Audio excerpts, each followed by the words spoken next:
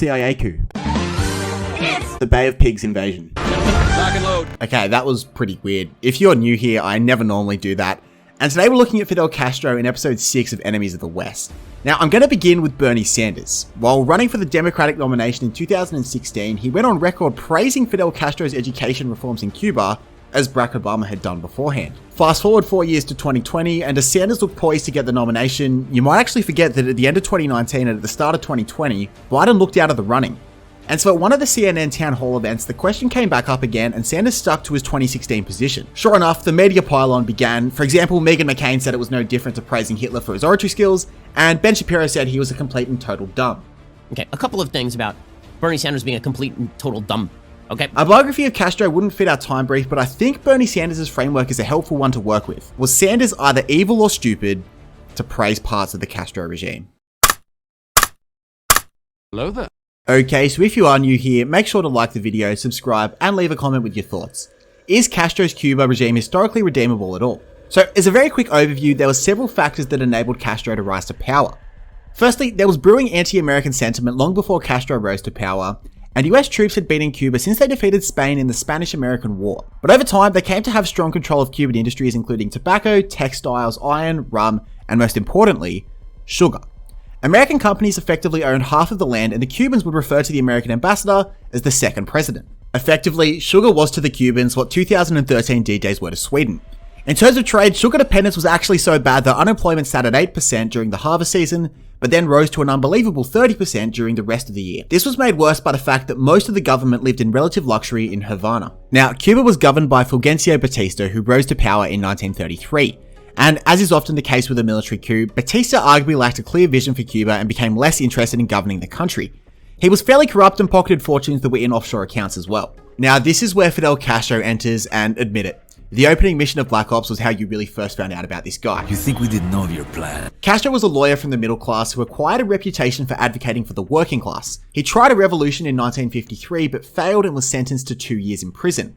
Upon release, he doubled down and focused his attention towards guerrilla warfare and sabotage. And so Castro's appeal extended from the working class to the middle classes as the Batista regime tortured and murdered alleged suspects of sedition. Many of Batista's army also defected because of the poor pay that they were given, and so in 1958, Argentine socialist Che Guevara backed Castro and they took control of Cuba's main road and moved in on Santa Clara. On the 1st of January 1959, Batista fled to the Dominican Republic, taking more than $300 million with him. So Castro was now in power of the small island nation, and obviously as a communist nation, America sought to neutralize it to prevent the domino effect from happening. Except, that's not even remotely the truth. The rewriting of history is that JFK sent in troops as soon as Castro took power, but he actually wasn't the president when Castro came to power, and America was actually pretty cool with Castro to begin with. At this point in history, Castro did not label himself as a communist, and Eisenhower, who had plenty of frustrations with Batista, was actually curious to see how he'd get on. Look, they probably viewed him the same way that anyone who was born in the 90s reacted when they found out Alcali was coming back. Could do worse. Now remember, a lot of the fuel that gave fire to Castro's rise was the fact that Cuba felt as though it was a de facto colony of America. And so Castro sought to make moves towards a more independent Cuba, nationalizing pretty much all US-owned estates. Again, that's half the business sector. Now, having the government own industries is obviously a communist move, but another way of thinking about it is making sure that Cuba owned Cuban resources instead of companies from other countries. And Cuba, I feel your pain. Our Prime Minister floated the idea of nationalizing our mines in the 1970s so that American mining companies wouldn't basically pillage our land, and the US Ambassador Marshall Green threatened a coup against him for it.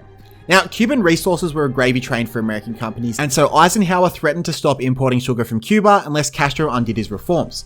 Cuba was in no position to say no because that was their main source of income, but they were in a position to look elsewhere, and so Castro did the unthinkable and signed a trade deal with the Soviets. Now, this was anathema for the Americans, and so they cut off all diplomatic ties with Cuba. And by this point in history, 1961, JFK was the new president, and just a couple of months into his presidency in July, he approved of the Bay of Pigs invasion. A force of 1,400 troops, many of which were CIA, landed in Cuba with the intention of taking out Castro. Again, this is the first mission in the Black Ops campaign. You killed a double. You think we didn't know of your plan? However, Castro's defenses easily repelled the attack, but Cuban ships were being sunk and new Cuban constructions were being sabotaged by the Americans as well.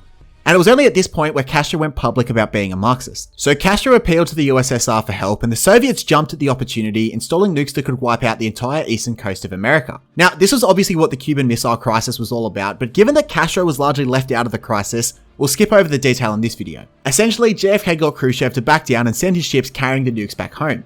In return, the USA promised not to invade Cuba, but Castro was still furious. Soviet nukes would have deterred any US interference, and my goodness, was Castro's Cuba about to be interfered with. Now, as we look at the rest of Castro's regime in the second half, spoiler alert, it sucked. Give me a choice of Castro's Cuba or that permanently rainy Star Wars planet, and I would voluntarily never get vitamin D again. But we need to ask the question, why did it fail? The simplistic answer is that it failed because of communism, and that's an easy argument to make. None of the Eastern Bloc prospered, and yeah, they were all communists, so it's easy to blame ideology. But communism, which might I add, whatever on earth that means, it's a term so loosely used that Deng Xiaoping could claim to be one. But communism wasn't the only thing that they had in common. They were also all enemies of the United States, and what I'm hoping to do with at least part of this series is show that that actually comes at a cost that's bigger than the merits of an ideology. Don't get me wrong, collectivization of farms and the removal of individual incentives never helps, and I've got a fair few communist subscribers that won't like me saying that, but take China for example, look at the difference in grain output from when Mao started mass collectivization to when the Great Leap was abandoned. And so it's hard to make the argument that Castro's collectivization of Cuba's farms helped grain output, but remember this, Castro inherited a one-industry nation, and when the USA cut ties because he wanted to govern Cuba somewhat independently, bang, America stopped buying its sugar, effectively strangling the economy. Add this on top of America's total trade embargo, the bombings of Cuban factories, and Nixon's state sponsorship of Cuban state terrorists who would destabilize and target the eastern region to ruin harvests. And no, what I'm about to say is not a conspiracy theory. The CIA actually made a proposal to JFK to commit acts of terrorism against Americans and Cuban refugees and blame it on the Cuban government to get popular support for a war against the Cubans. You didn't mishear that. Operation Northwoods was basically the 9/11 conspiracy theory, except it was actually true and not at all denied by the CIA. They literally planned to shoot planes down and blame the Cubans for it. Now thankfully JFK rejected that, but that is scary to know. Put it this way.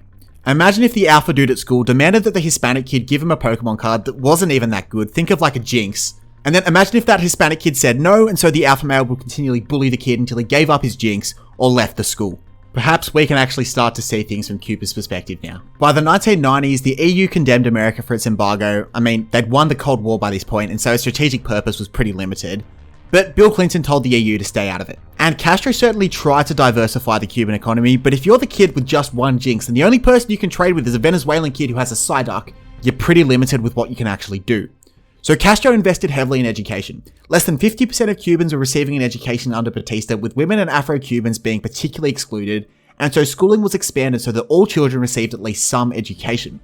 Factories were also nationalized so that Castro could take central planning over its industry, and towards the early 2000s, Cuba tried to brand itself as a tourist hotspot. Unfortunately, Castro could never shirk Cuba's sugar dependency, and in 1980, a bad harvest proved fatal. Both Cuba's sugar and tobacco crops were attacked by a fungus infection, leaving them with nothing to trade with. This led to a huge exodus to Florida, which Pitbull's father actually helped facilitate. You can't get that in history textbooks. In response, food rationing was introduced, and it's pretty grim when in the 1980s, just across the Gulf of Mexico, Americans were smashing their face with the good old McSpaghetti. In 1991, the Soviet Union fell and Cuba lost its major trading partner too. And so obviously there were huge internal issues with Cuba too.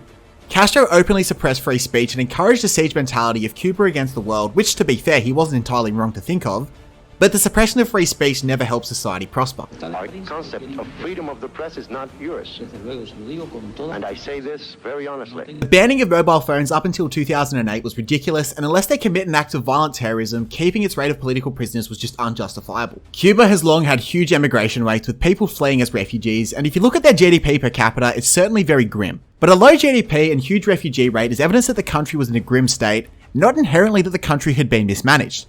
As a privileged Westerner, I wouldn't know an ounce of what a Cuban refugee went through, but the story of, say, Mr. Worldwide's parents doesn't tell us everything. When you're across the sea from a superpower and the government that you inherited had you completely dependent on a crop that superpower is the primary purchaser of, and when that superpower tries to constantly destabilize your country, it tends to be pretty tough to govern a country effectively.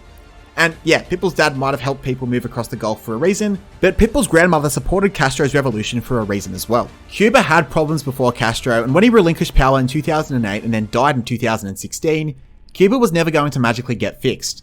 And really, it wouldn't have mattered if Castro ran Cuba with as little economic regulation as the Cayman Islands. Because he said no to American companies, Cuba was doomed from 1960. Thanks for watching. This was a much different format of video, so if you did like it, please leave a like and comment so that I can best figure out what works for you guys. For our next episode of Enemies of the West, tell me who you'd like to see. The most commented option wins. And we can't wait to see you next time for our next venture into a fascinating part of history.